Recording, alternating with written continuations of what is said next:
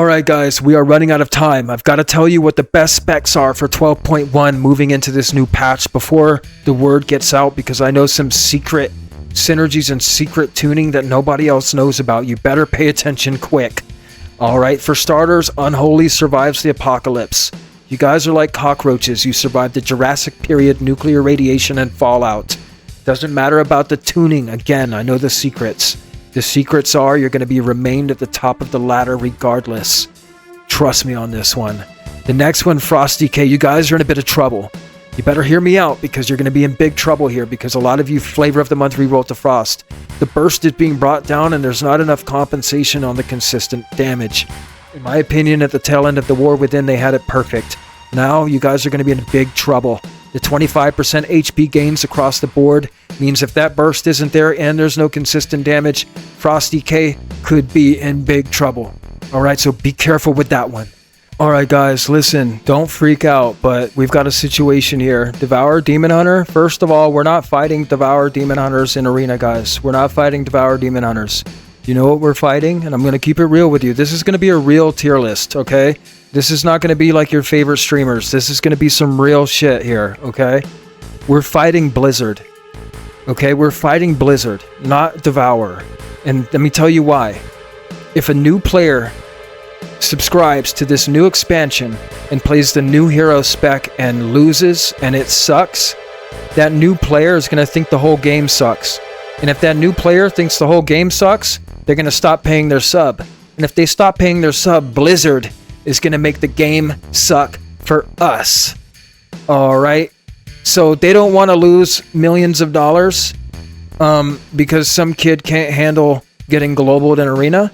So they're going to let this spec global everybody for free and let all the OG vets have to play like Jackie Chan to even stand a chance. There you go. Pretty much that's the truth with some cheese on it for Devour. And here's some more truth. Havoc is right behind it. The only good news for this, guys, is that Demon Hunter players can only pick one spec. It's a far cry. It's so crazy to have two S-tier specs. I can promise you that even with Havoc being S-tier, they're only going to play Havoc when they're bored of Devour, because why play Devour? Why play Havoc when you can... Alright guys, Resto Druid, you guys are going straight to the top. First of all, you're getting the ultimate penitence treatment with your Tranquility. You're going to have a giant absorb, making you basically immune to everything. Guaranteed a max value Tranquility every time. That's looking delicious, guys. Not to mention you've got a lot of quality of life changes coming in nice. You're looking real good, baby. Now, when it comes to Survival Hunter, the dark Trojan horse of the tier list, you're going to be going straight to the S tier.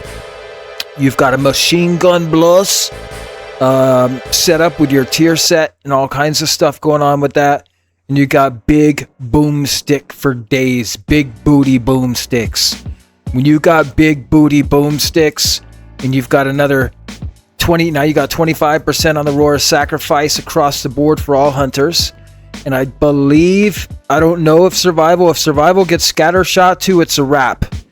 If Survival gets Scattershot too, it's a wrap. And Survival will take down Demon Hunters as well. So Survival will slice right through that leather and hit him with some bombs. So Survival's looking juicy, guys. BM Hunter is right behind Survival in my opinion. First of all, if we're moving into a consistent meta, then that means BM Hunters truly shine. Alright, because their damage is what's called sticky damage. Damage that sticks tend to be the entire time. Next up, we've got Marksman. Marksman, don't get your panties in a bundle. Alright, just because you got Scatterback, well, Scatterback means more skill. Alright, so to the OG vets, we're very happy to see Scatterback because we're so skillful. We scatter one, trap the other, and stun the kill target. That's how OGs do it on Hunter. But for a novice, now if a warrior's on you, you can scatter them off you for a couple globals and do some cute stuff, eh? In any case, Mistweaver monks, you guys are going to be doing just fine. best single target heals in the game, in my opinion. And in one of my favorite healers to be healed by. Mistweaver's got some reliable heals, and guess what, guys?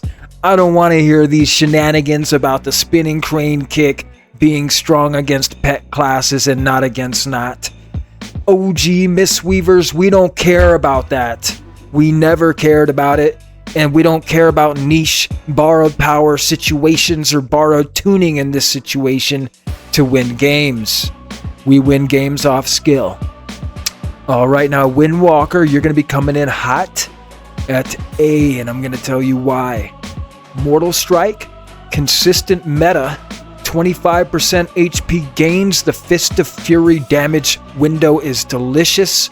You've still got your on-demand burst and the best execute in the game. You're going to be sitting pretty, and you're going to be a lot more tanky. These hybrids, a lot of them, they've got a lot of these heals being buffed, guys, on these hybrid classes. So maybe there's some 2s that you can run double DPS. Maybe the old school enhance Pharaoh Druid comp or something, or Turbo, right? Shadow Priest is hilarious, guys. I want to say you look so cool. If we were judging this off of how cool you look and do your stuff, we'd put you right at S. But I gotta put you at B, big pimpin'. And I'm gonna tell you why. I watched you. We're going up against S tier specs here, guys. You are not even gonna be able to move the HP bar of these Demon Hunters right here, guys. Shadow Priest is not even, no ability that you press, because they nerfed Mind Blast crit for some reason. I cannot believe they did that. Shadow Priest critting with a big Mind Blast was very satisfying, and it added that extra oomph that I feel like Shadow really needs, especially with you guys taking their Psychic Horror stun away. Are we playing the same game, Blizzard? You better let those apparitions slap and be on par with affliction damage. Alright, because, I mean, I'm not talking about pad AoE damage, I'm talking about actual health ticking down damage, right? In a significant amount of time. I mean, in a fair amount of time. So, Disc Priest, guys. You know I don't like Disc usually, but because we're going into a consistent meta, this is a consistent meta prediction tier list, Disc Priest shines in consistent metas. Because they're the ones that have the damage that sends it over the edge. Alright, so keep your eyes on Disc. It's a very important situation there. If you want to be a Priest main, I would go for Disc. I wouldn't worry about Holy. Holy is not going to be doing too good until they figure out something to do in the late game, because their healing just runs out. And it doesn't run out as far as globals and things like that. It just, the potency, like it's 70% dampening, just nothing does anything. And then classes with shields or armor or damage reduction tend to do a lot better. Okay?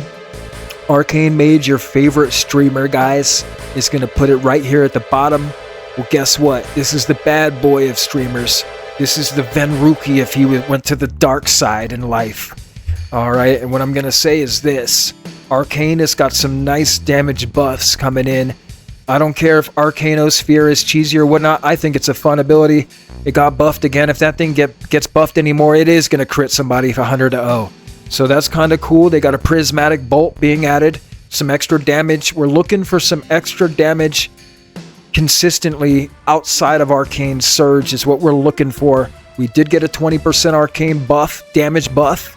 We want to see big missiles, and we want to see the old school Arcane vibe go, where we are actually getting Arcane blasts off with 4 charges that are actually hitting hard, right? We may run out of mana after 7 or 8 or whatever, but at least we're getting those big hits in and it feels good. Let's get back to that. Next up, we've got Fire Mage. Now, Fire Mage is kind of funny, guys. You know, I'm not used to Fire doing this, but Fireball, Scorch, everything seems to hit hard. So, Combustion or not, I think you're going to be good in the late game, especially with the Scorch execute damage buff. When people start floating around 25-30% HP, you're going to have a nice way to finish people off. Not to mention, if you do have the double barriers, guys, you're going to be looking delicious. And Fire Mage tends to do pretty solid even if it's one barrier. Now, word on the street is that Frost Mage is losing a barrier. I don't know what's going on with these barrier shenanigans. One thing I do know, guys, is that the mass invisibility is getting nerfed by 1 minute. So instead of it going down to 1 minute, and then you've got 2 1-minute invises, it's going down to 2 minutes. So you've got 1 1-minute invis and 1 2-minute invis. It is going to desync. So it's going to make you a lot more viable of a kill target when you can't just back-to-back invis in very tough situations where you would otherwise die for sure. So in that case, now this is my first bold prediction, guys. Holy Pala. Now, Holy Pala, I don't know why, but try saying it like that. It sounds good. It feels good when you say, instead of saying Holy Paladin, say it like this. Holy Pala. Holy Pala. Holy Pala. Now, Holy Pala, guys, Holy Pala is getting a lot of throughput buffs. It's getting buffed across the board. It's got double wog buffs up the yin-yang, and it's getting a lot of attention. Lay of Hands is still going to be top-notch.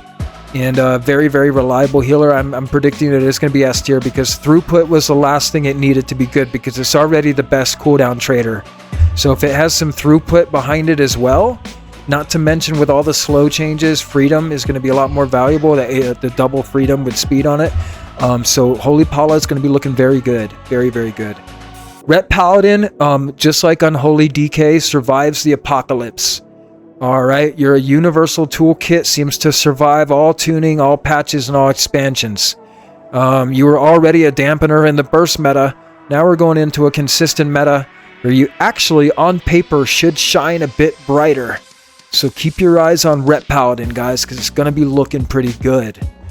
Alright, guys, we're running out of time. I got to make sure you know which spec is the best.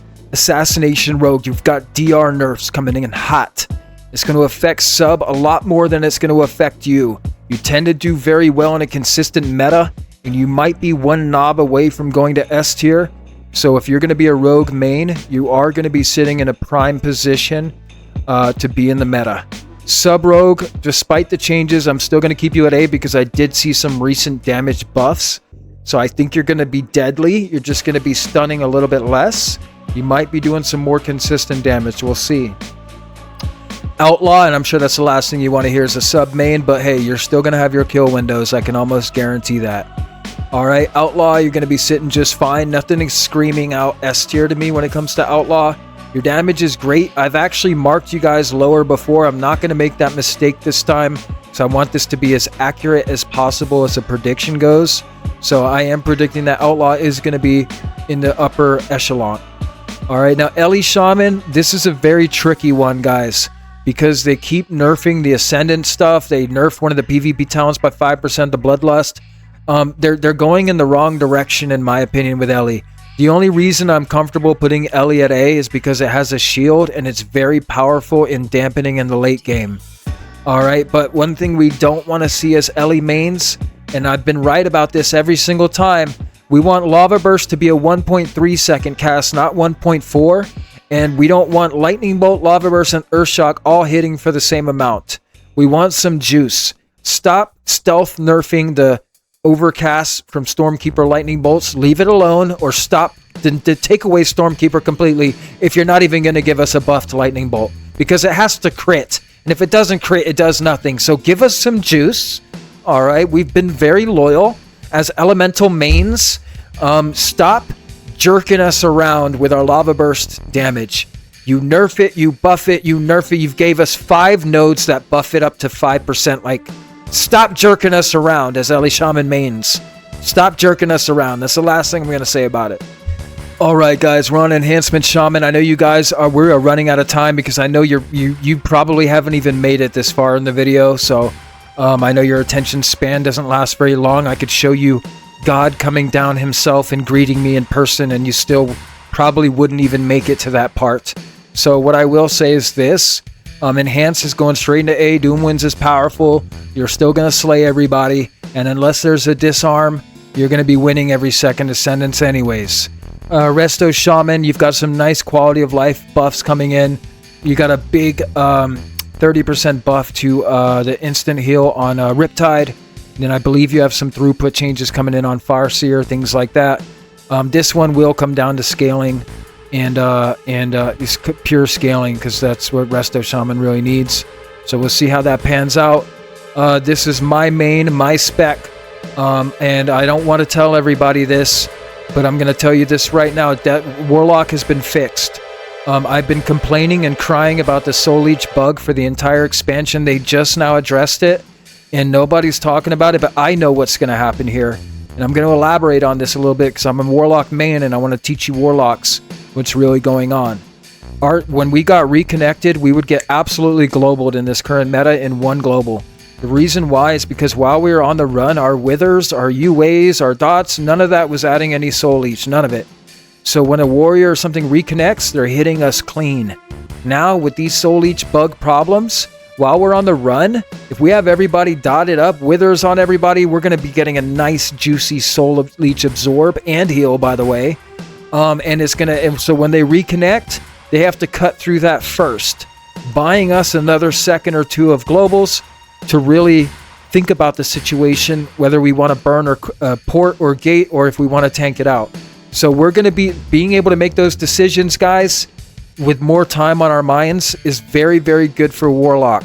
That means we might not be dying through our walls anymore, and our dark packs might actually be holding up in the late game. We'll have to see how it pans out, but I got a good feeling about it, and we've got damage buffs across the board coming in, guys, for Warlock. Alright, so I'm going to be putting them at a clean A. Destro did get a nice 5% buff to Chaos Bolt. And I believe Soulfire got another 50% buff, which is pretty sizable. We'll have to, they really want us playing Soulfire, so I guess we are locked into that build. But it's still very awesome. And the haste thresholds are going up. Keep your eyes on Destro, guys. Arms Warrior. We've made it to the end, and if you made it to the end, you're going to be very grateful.